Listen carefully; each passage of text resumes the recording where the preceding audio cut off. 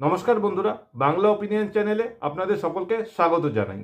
আজ আমি একটা ইম্পর্টেন্ট বিষয়তে আপনাদের সাথে ডিসকাশন করব। এই আপডেটটা খুব ইম্পর্টেন্ট যারা বিমানে ট্রাভেল করেন তাদের জন্য। তো আপনাদের মধ্যে যারা প্লেনে ট্রাভেল করেন তারা হয়তো দেখেছেন কখনো কখনো ভুল ডেটে টিকিট বুক হয়ে যায়। তারপর সেই টিকিটটাকে ক্যান্সেল করতে গেলে রিফান্ড অলমোস্ট কিছুই আসে না, একদম নেগলিজিবল রিটার্নস আসে।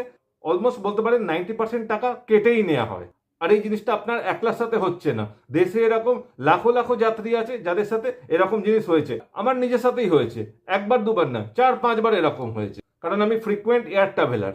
সেই সংস্থা একটা নতুন প্রস্তাব দিয়েছে এয়ারলাইন্স কোম্পানিগুলোর কাছে। এটাকে এখন অ্যানালিসিস করা হচ্ছে, পাবলিকের ওপিনিয়ন নেওয়া হচ্ছে। এই প্রস্তাবটা এখন ড্রাফট লেভেলে আছে, এখনো এফেক্টিভ হয়নি। এখন পাবলিক ওপিনিয়ন নেওয়া চলছে। 30 নভেম্বর পর্যন্ত পাবলিক ওপিনিয়ন নেওয়া হবে। ডেটটা মনে রাখবেন, 30 নভেম্বর। এখানে আমাদের দেখতে হবে ডিজিসি অ্যাকচুয়ালি কি চাইছে। ডিজিসি অ্যাকচুয়ালি এয়ারলাইন সংস্থাগুলোকে বলেছে যাত্রীদের 48 ঘন্টার একটা লুক ইন উইন্ডো দিতে হবে। তার মানে টিকিট কাটার 48 ঘন্টার মধ্যে কেউ যদি ক্যান্সেল করতে চায় বা পরিবর্তন করতে চায় কোনো ডেটা, সেটা যেন সে ফ্রিতে করতে পারে, তার জন্য যেন কোনো চার্জ না কাটা হয়। আর এছাড়া ট্যাক্স, প্ল্যাটফর্ম ফি, এয়ারপোর্ট চার্জেস, এই সব জিনিসগুলোর একটা স্বচ্ছ হিসাব ওয়েবসাইটে দিতে হবে। সেটাই হচ্ছে ডিজিসি এর প্রস্তাব। তো পুরো ব্যাপারটাকে যদি খুলে দেখা যায় তাহলে দেখা যাবে ডিজিসি এর উদ্দেশ্য হচ্ছে যাত্রীদের যে অধিকার সেটাকে আরো শক্ত করা। তার সাথে সাথে এই যে এয়ারলাইন্স কোম্পানিগুলো যে ডাকাতি করছে, অতিরিক্ত চার্জ নিচ্ছে, অন্যায়ভাবে চার্জ নিচ্ছে, সেটাকে বন্ধ করা। এটাই হচ্ছে ডিজিসি এর একমাত্র উদ্দেশ্য। আর এই ব্যাপারগুলোকে একটু খুঁটিয়ে দেখে নেওয়া ভালো। এই যে 48 ঘন্টার উইন্ডো দেওয়া হচ্ছে, এগুলো কাদের জন্য অ্যাপ্লাই হবে? যারা অগ্রিম টিকিট বুকিং করবেন। আপনি যদি 6-7 দিন আগে বুকিং করেন যাত্রার, তাহলে এটা পাবেন। এবার ধরুন আপনি 3 দিন আগে বুকিং করেছেন, আপনার 3 দিন পরে জার্নি আছে, না তাহলে হবে না।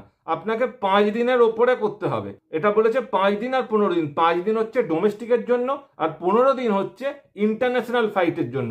মানে আপনাকে 5 দিনের আগে টিকিট কাটতে হবে যদি ডোমেস্টিকে যাচ্ছেন, আর যদি ইন্টারন্যাশনাল কোনো ট্যুরে যান তাহলে 15 দিনের আগে টিকিট কাটতে হবে। তবেই এই 48 ঘন্টার উইন্ডোটা আপনি পাবেন, না হলে পাবেন না। এর মানে যারা লাস্ট মিনিট বুকিং করেন তাদের জন্য কোনো সুবিধা নেই। যারা একটু অ্যাডভান্স টাইম নিয়ে বুকিং করেন তাদের জন্য এটা অ্যাপ্লাই হবে। এবার আরেকটা ব্যাপার আছে, আপনি টিকিট কোথা থেকে কেটেছেন?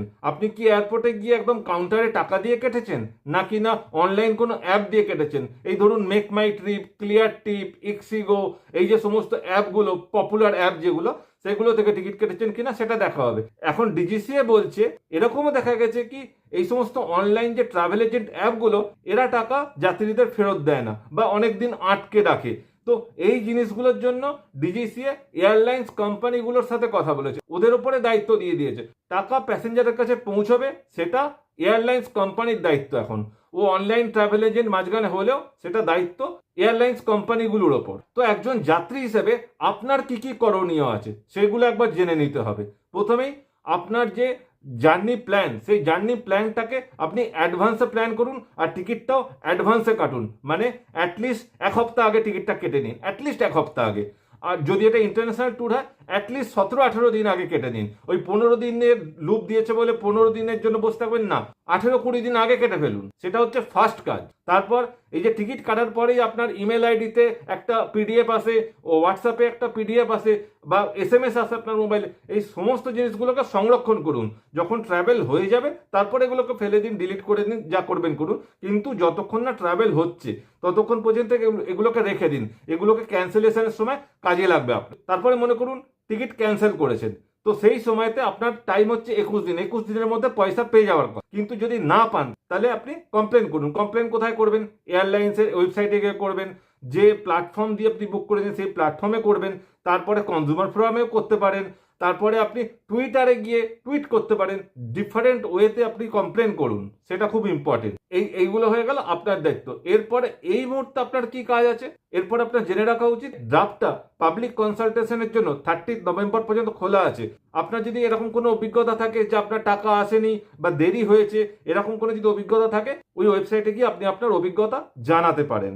ডিজিসি এর ওয়েবসাইট লিংক ডেসক্রিপশন বক্সে দেওয়া আছে। তো যত বেশি এরকম কমপ্লেন পড়বে ডিজিসি এটার উপর ততটা করা হবে, তত তাড়াতাড়ি এই সমস্ত এয়ারলাইন সংস্থাগুলো আমাদের থেকে এই যে ডাকাতি করছে যাত্রীদের থেকে, এটাকে বন্ধ করবে। তো এখানেই এই আলোচনা শেষ করছি। আপনাদের যা যা ওপিনিয়ন আছে, যা মতামত আছে, কমেন্ট সেকশনে লিখে জানান। আবার দেখা হবে নেক্সট ভিডিওতে। ভালো থাকবেন, সুস্থ থাকবেন। জয় হিন্দ, বন্দে মাতরম।